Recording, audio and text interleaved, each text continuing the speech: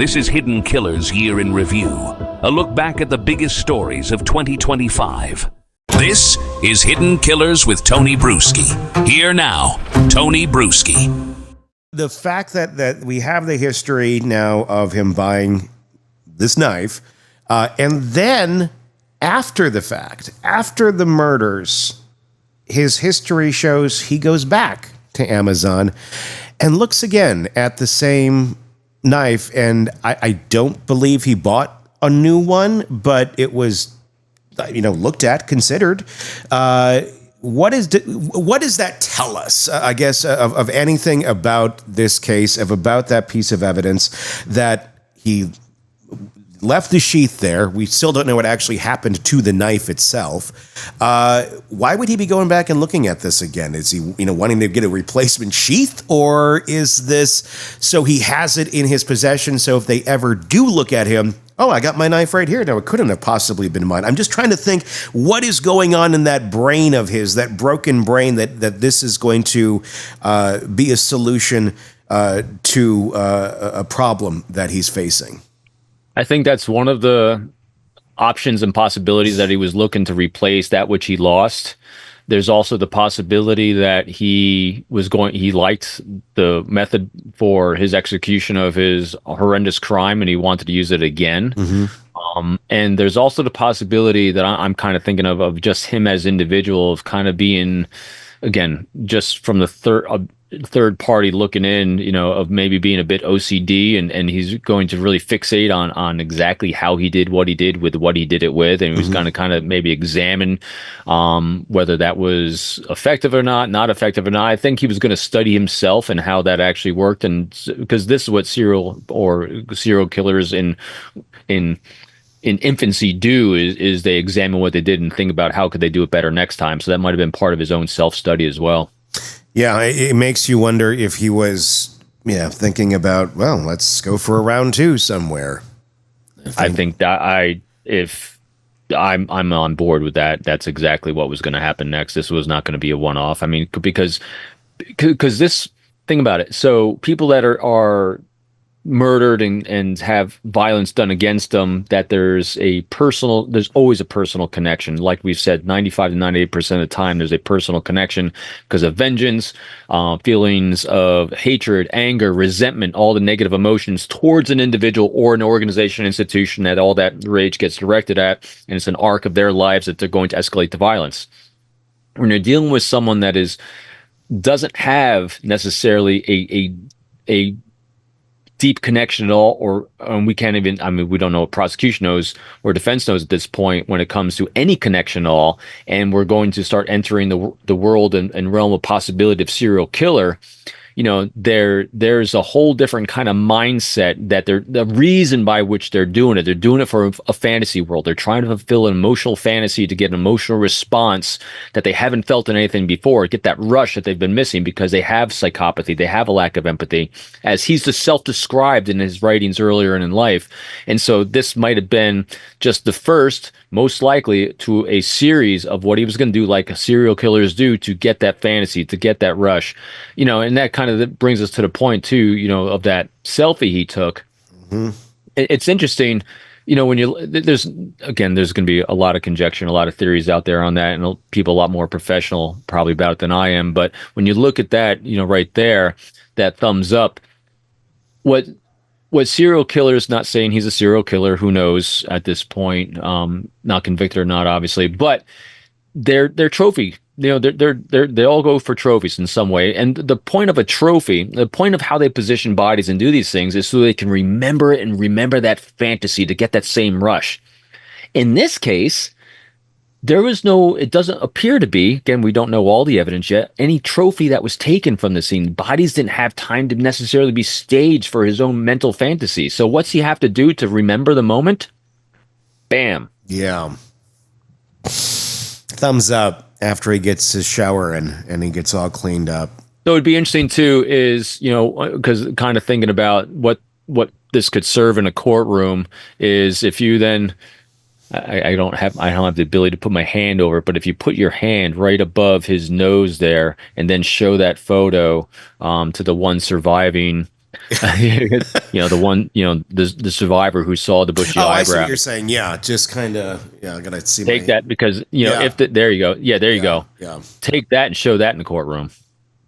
Yeah, it's distinctive without a doubt. Yeah, I mean, you could put you could just draw on that and you put a mask and go, You can generate an AI, photo of that, of what it would look like as she described it, and then show it to her, and then so who knows how her. She's been through a lot of trauma. The one surviving roommate. I don't guarantee, but you put that in the courtroom with that image on there, and watch the emotional response she has. So actually seeing what she saw that night, you're going to know whether it's accurate or not. You're going to get a trigger response pretty quick there. Yeah. I think so. The selfie itself, again, it's insane. If he did this, if there's one thing that's going to get him in front of a firing squad, it's this. Yeah. And I'm sorry, Tony, one more thing to look at in this photo too. Yeah. So think about everything, again, just things that start popping out at you. Think about all the images we've seen of Kohberger to this point. What's different in this photo? He's smiling. It's the only one he's smiling in. What did we just spend our time talking about? A lack of emotional response, and this was going to be the only thing that gave an emotional response, and there it is. Yeah. He feels an emotion. First time we've seen it. And that's what drives some of these people. They have to go to these extremes. Isn't that something? Yeah. So the conjecture being, so again, if I was the prosecution, that's exactly what I would be highlighting right now. Is like, here's someone who's self-described, does not have an emotional response to anything, has that visual snow issue going on in life, and everything else as he has described himself as being non-emotional, non-responsive to anything. All the photos, and then I'd show a series of photos of him in the courtroom, photos of him everywhere in life where he's just got the stoic, non-demonstrative facial expressions always. And the only facial expression we've ever seen ever of him that shows any kind of emotion is what they're claiming happened after the murder there. That's exactly what I'd be pointing out. It's ghoulish. I don't know any way to describe it. It's just ghoulish. But I also think there's a lot to this picture. It's in front of a shower. I mean, of all the places you could take a selfie, of all the places you could do it, if you want to take one, you're doing it in front of your shower that doesn't appear to have a shower curtain. I don't know that means anything, but it's interesting. But you're there, and he's very clean, very bright white shirt. It's all buttoned up. He's got his hair slicked back. He's freshly cleaned with the thumbs up, ready for the day. Is this picture just for him, or is this? I was also wondering, and again, this is where we don't know so much of the digital footprint yet.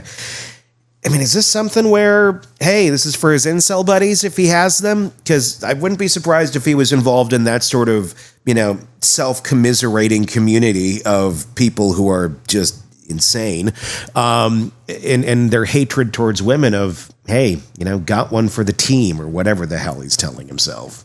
Yeah, we'll see when when we go to trial if there's more to the digital footprint in his communication with an incel group or not. But we don't have data on that yet. Yeah, it's speculation. At this point, I think that's for him. Is it? Are we dealing with confirmation bias right now? Because a lot of people are pointing to this picture, and I know the answer is yes. But but I want to get. There's no doubt. I want to get your take, and you know where I'm going with this. Is the thumb? It does look a little bit. I mean, it's a pretty grainy photo, but it looks like there might have been some friction there on that thumb. I mean, if you're stabbing. You're gonna get that friction in that exact spot. Is that a stretch, or are we seeing something here? Maybe he'd be wearing gloves though at that time. It's interesting. So here's what's also interesting, Tony. Even so with when gloves, you look, when you looked at him, you were describing him as if he was post shower. When I'm looking at him, I'm looking at possibly someone who just came in from something that caused him to be really sweaty with a mask on and a hat on. So, Interesting. Yeah, we have two different takes on that on our yeah, initial. so that's why I mean reaction. that's there's so many different takes you could have on this, because it looks like, I see a shirt that's buttoned up that would keep any kind of splatter off of him, going around the rest of the body, and it looks like he could have just come in and he's about to go in the shower from something he just did, and he's all hot and sweaty from it. So it's either glass half full, glass half empty. Who knows? But there's a lot of possibilities there. I don't know. You're the one with the FBI experience being what a conjecture train we're on. But my God, like I'm going to yield to your because God. Well, again, it's just the first impressions we get. Just because again, behaviorally, that's interesting. That I didn't think of it that way. And so when you look at that too, I really wish we had other photos of him in this same time period, because it'd be really interesting. Because to me, just look at the eyes. You look at the skin tone. This looks like someone who's been up all night. He looks exhausted. He looks tired. Looks like a vampire. Yeah, seriously. But at the same time, it's one data point, so we have nothing to compare it to. This could be completely his normal look, which is kind of as it is. But again, you can't judge it. It's a standalone shot. That's why I really wish we had more data points to compare it to, which they might. Who knows? But I do think, though, that's most likely taken for his own benefit, because think about it. Serial killers, they like to remember the moment, because this is the emotion it creates. Yeah. It'll bring him back to this happiness. Yes. As weird as that is. But this is a moment of a rare moment of happiness, I'm going to say, in his life. That's my conjecture. So you can conjecture out on this one that this would be part of, again, if this was able to continue with someone like this. Okay, let's just take his name out of this. Someone like this. Let's say this person is the person that did it. This would be part of their trophies now. I think if as other murders, that happened along the train, we'd start seeing a collection of these types of photos. It's interesting because so many times we see like an object. I don't think I've ever seen a selfie as I haven't. The photo. And I wonder if that's going to be a new thing, because, it is a relatively new thing that people are taking selfies the way they are. I think it's also part of how he did what he did and where he did it and who he did it to. He didn't have, like other serial killers we've seen, it's been really in remote areas. It's been areas that they really control the environment and the time of that environment. So they could really do a lot of things to the bodies, to position them, to hide them, to stage them in areas that gave them that fantasy world that they're looking for. Where he did this didn't allow him to do that because of the time constraints he was put on. Plus, there's a friggin' witness in the house still. Yeah. So it's interesting. I don't think he understood necessarily what he needed to get out of this. That he was actually doing this for this emotional response. In order to relive that emotional response, what he's going to have to do in order to do that, like staging and all these other things, trophies or whatever it is. And so when he came back from it, he might be saying to himself, how am I going to relive this moment? Because it's gone now unless I can do something. Bam. I think we have the answer. Yeah, it's just interesting. Craving non-stop true crime updates? Press subscribe now and get the latest cases, analysis, and expert commentary delivered straight to your feed. Only from the Hidden Killers podcast and True Crime Today. This is Hidden Killers with Tony Brueski. Bryan Kohberger may be at the end of the line here in terms of any sort of defensible arguments that are going to be made in his upcoming trial. As Judge Hippler is, the other week said, hey, we're going to not do all this under the cover of dark. We're going to start releasing some things, and the public has a right to see what the hell's going on here. And are we seeing things like an Amazon shopping history that just happens to have the knife, the sheath, and the sharpener, all in the purchase history of Bryan Kohberger. Joining me to discuss, Jennifer Coffindaffer, retired FBI special agent. I know this is something that we've been speculating on for quite a while. The Dateline episode that you were in, it was brought up that it might be out there, and now we have confirmation that it actually is. Your thoughts? Yeah, it's, to me, this is talk about another nail in the coffin. I'm just being, candid. Yeah. This case is one of the strongest cases I've ever seen, not just because of the DNA, but the total package of evidence. And now we don't have the murder weapon, but by gosh, you've got the accused murderer buying the murder weapon, which is quite unique. This isn't just your average steak knife that might have been in the kitchen drawer. This is a weapon meant to kill. That's what it's designed for. And the fact that he purchases this thing almost like 6 months or so before the actual crime itself. What does that tell you? Is that premeditation? Do you think he just bought this thing on a whim back then? And then when he decided to actually execute this plan, if he did, obviously he's innocent until proven guilty, but if he did, he's like, oh, I got a knife, I'll use this knife. Or do you think it goes back all the way to May when this thing was purchased, that he had a plan in his mind?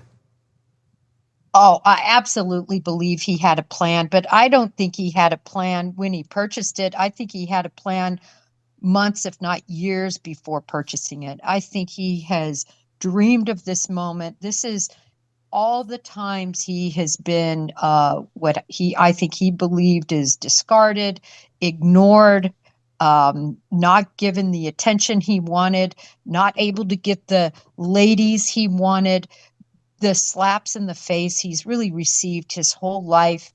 As he describes it, his visual snow and being tortured in that way, his lack of empathy for anyone, including his family, that he discusses. And it all was accumulating. And this was just one step to get closer to being able to exact out this sort of revenge. Do you think he thought he was going to get caught? No, I don't think he was. And I have to tell you, but for all those times that, in my opinion, he practiced snapping and unsnapping that sheath, practicing getting that knife out, but for that and leaving those pieces of his dead skin cells on that snap, geez, Tony, we might still be wondering who the four people were or who the killer of the four kids in that house was. Yeah, and then we have the fact, too, that he was looking at possibly buying another one after the murder. Now, we don't know whatever happened to the actual weapon itself. The sheath obviously was at the crime scene underneath one of the victims. But then it looks like was contemplating at least getting a replacement or a replacement sheath. What do you think the thought process was there? Well, it's also talking about the sharpener, right? Yeah. The K-bar knife, would it have ever been used previous to this? I would significantly doubt that. Yet he had a sharpener. Was that to resharpen and reuse? That was the first thing that came to my mind. And then, of course, the footnote that he was going to purchase another, and this was after the crime. I mean, many of us in law enforcement, many of us that know this case inside and out, we have said this was a serial killer in the making if he would have gotten away from it. I will never stray from that opinion. And I believe this just further supports that idea. Yeah, like he might have been planning to amp it up again. It's so dark to think of. And this is just, some of the early things that we're learning. You spoke of the sharpener, which I thought was interesting because I saw a picture of the sharpener online. And I don't know if you saw it on Twitter this last week. Someone had made a reference to, look at this thing. If you don't know what it is and it's in the dark and somebody's walking out of your house, the mention the other week was of a vacuum cleaner attachment because they didn't know what the heck it was. And so we're all like, well, did he bring a vacuum? I even brought a vacuum in here for a prop. Like, okay, here's a vacuum. This is like, was he carrying this? Which would be kind of crazy. But if you look at the sharpener, you could think it might be a vacuum cleaner attachment, which again puts more validity on what that person saw, what one of the surviving roommates saw when this individual left the house. I just found it interesting that he brought the sharpener. Have you ever seen a case where the murderer brings a sharpener to the crime itself? I would think you maybe would already have it ready to go, but I guess, maybe you need to sharpen it. Yeah, if he did do that, Yeah. and there's so many possibilities here, because we don't know for sure, but we certainly know that sharpener was bought. And I agree with you. Most people would sharpen before they ever hit that crime scene. But I think many are at least believe in the possibility that he was so well prepared Yeah. that he might have had clothing on top of his other clothing, that he could have had a plastic bag to discard what he knew would be bloody clothing in that, to protect his vehicle and to protect, blood transfer to his apartment and so forth. And if somebody's going to be that meticulous in their planning, it certainly makes some sense that you could bring a sharpener. Yeah. I mean, if you've never murdered before, and K-bar knives are known to dull quickly, Tony. Okay. And you would think he might have researched that. And it makes sense. I mean, how mechanical he seems to be in his thinking. It's not a shocking thought that he would go, I might need the sharpener, and then add that to the list of things to have. And then, of course, after the fact, just mere hours after the murders take place, this is Kohberger. Thumbs up. Nice, clean, white shirt, standing in front of a shower. Weird. And I think maybe the only picture I've ever seen him smiling and seeming to have some sort of enjoyment in, which I think is interesting. Your thoughts on the picture? Yeah, there's a lot of thoughts here.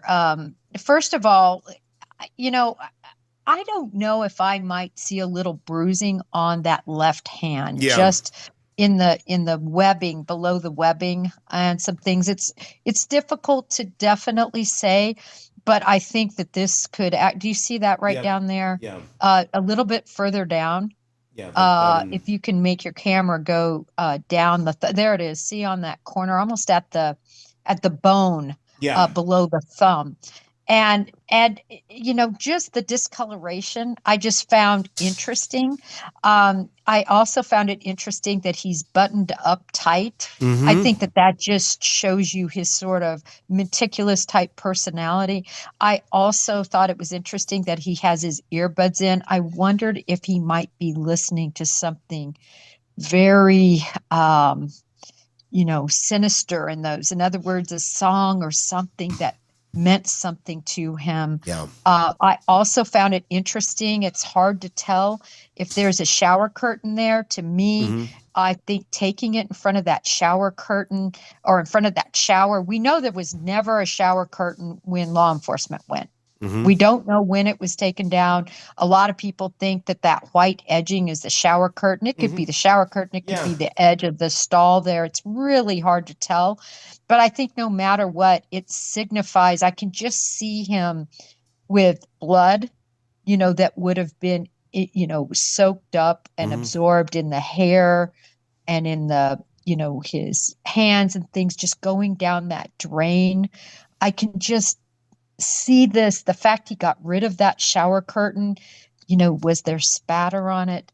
I just think this shower area that he chose to take this selfie, I think it's important. He doesn't seem like a selfie kind of guy. That was the first thing I thought when he took a selfie. Interesting. He doesn't seem to be that type of a person, but he did. And this seems to be a moment, like I said, it's the only time I've ever seen him smile, a moment of joy, a moment of satisfaction. You can see it in that picture. And when you know what he's accused of doing just hours before, that makes it even creepier and even darker to think of this satisfaction in front of a shower. Was this a trophy? Is this, because he didn't, as far as we know, we didn't take any trophies from the scene. Is this picture a trophy where he can look back on it and remember that moment where he is in just utter adulation? Yeah, trophy meant to, commemorate what happened. He can look at this and remember every detail. I also found it interesting that his face was so very white. It looks in this picture like he hasn't had a meal or, oxygen for quite a long time. It's just, obviously blissful and happy, but also just creepy. It's like a vampire.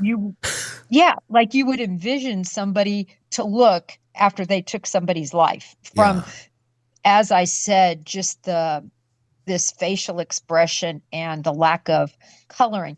The other thing, Tony, is there's never been, at least that I'm aware of, any definitive answer of his left and right-handedness. I've really tried to find it. Me too. I believe his sister, I believe she said at one point he was right-handed, but I could not find that document to say that. But you notice he's taking it with his right hand here. Very few people manipulate a selfie. You set it up, you have to press the buttons with their offhand. So this made me think he was right-handed. We're going to know all of this based on the wounds soon enough. But that was another thing. I just thought, seems like he might be right-handed.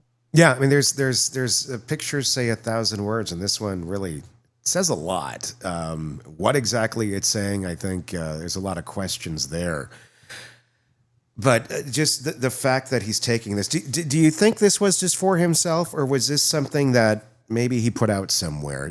The first thing that came to my mind, and again, we don't know any info on this, if there is any, because he very much seems kind of an incel type dude. I'm very curious about the digital footprint, if he's had involved in any of those communities or commiserates or whatever with them, if this was a, mission accomplished, guys, type thing to something so heinous, or is this just solely for his enjoyment?